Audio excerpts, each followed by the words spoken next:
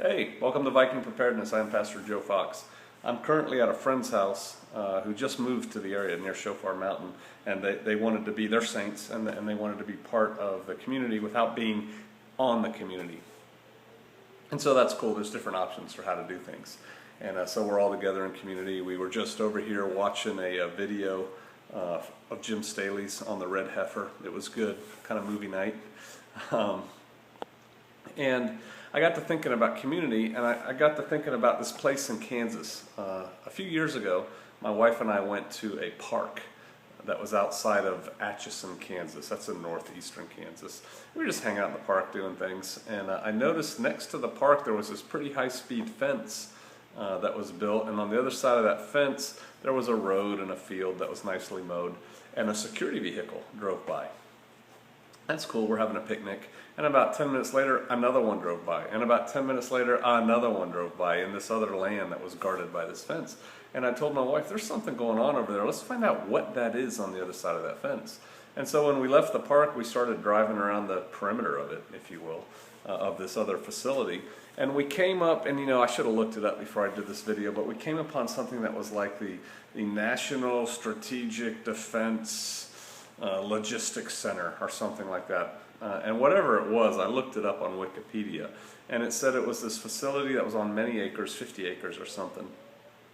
And it had a huge underground cave complex that had been worked on and developed over the years. Starting in World War II, they kept defensive supplies there, and you could access it from the Missouri River, from a railroad, or from land. So it was a pretty neat place.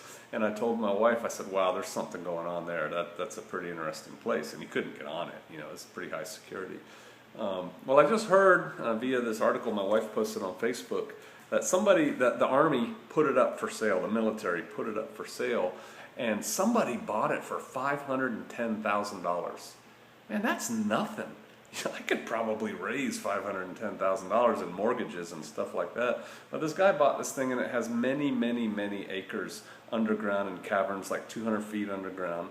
And his plan is to develop it into a retreat where people could bring their RVs or recreational vehicles or campers, motorhomes, and park them there in times of trouble, and indeed if they wanted to come there and vacation. Now, why anybody would want a vacation, in a cave is beyond me. But his pricing scheme, according to this article, was something like, let me get this lie straight, I think it was like $1,000 a foot of the RV. So if you have a 30-foot RV, that's $30,000, plus $1,500 per person that you planned on bringing that was supposedly for food. $1,500, that'll buy a lot of beans and rice. So I guess this guy was going to stockpile beans and rice for people or something like that.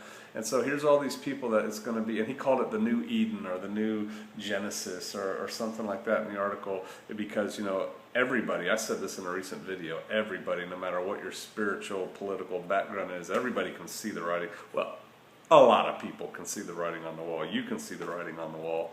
And so people are getting ready. And so this is an option for people. And I got to thinking about that. We got to talking about it at Shofar Mountain. It's like, no way. Are you kidding me? Go underground in a time of crisis with all these people who only have one thing in common. They got a lot of money.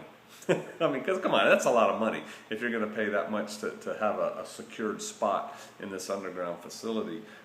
You're going to be with a bunch of relatively spoiled people in the dark. I mean, really? Is that where you want to go to survive what's coming? And then I thought about this. It's like, okay, what are they going to do in the event of an EMP or a meteor or anything that shuts down the power? I'm sure they'll have generators. He'll probably develop it a little bit, and they'll have gas and stuff like that. But at some point, that stuff's going to run out. When that stops, you're going to lose your air evacuation system. No one's going to be able to run their RVs or their little mini generators that they've got tied onto these super, apocalyptic RVs. And who's going to go tell those people, hey, you got to turn off your generator. No, you can't run your engine to charge your batteries. You can't do any of that. These people aren't used to being told no, what they can't do. These people are used to buying their way out of problems. And there's going to be problems on the ground, under the ground with these people. Again, the only thing they have in common is they all have enough money to buy a space in this ark, or is. That's a terrible idea. That's a horrible idea. I bet you some people are going to go in there with the idea of, hey, we're going to go in and then we're going to take this place over and we're going to rule it. Well, good, you can be your little ruler of the underground, you know, whatever. No, that's not for me. Having an underground facility would be cool, but sharing it with a bunch of people who are certainly not of like mind, that's a bad idea. You can't do this alone. You do need a group of people in one form or another, whether that's a good neighborhood or a family that, you know, comes together on a farm somewhere, or, you know, a community like Shofar Mountain or something like that. You do need a group of people, and I've talked about that in the past. You can't do everything yourself. You have to sleep sometime. You know, you got to pull security, grow vegetables, watch the goats, yada yada yada. And so you need a group of people. But guys, that's not the way to do it. And I'll tell you something else, the way to do it is not just to link up with people on some internet forum. I was a member of a forum. I was a pretty significant member of a famous, at the time, survival forum, and everybody said, we're all together and we'll get these little pins with this little eagle on it so we can recognize each other and we'll let each other in. You didn't know who any of those people were. You know, give me a break. You got to make the contacts, you got to get together now, you have to expend the time, the emotional energy to get to know people.